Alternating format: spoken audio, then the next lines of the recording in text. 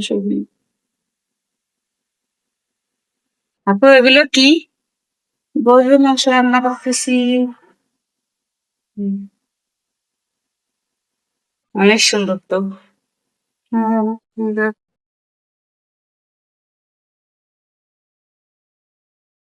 কে কে আমাদের মতো গরুর মাংস ভুনা খাইতে পছন্দ করেন অবশ্যই বলবেন। গরুর মাংস রান্না করছি, মুরগির মাংস রান্না করছি, পোলাও রান্না করছি, করলা ভাজি করছি, মাছ ভর্তা বানাইছি।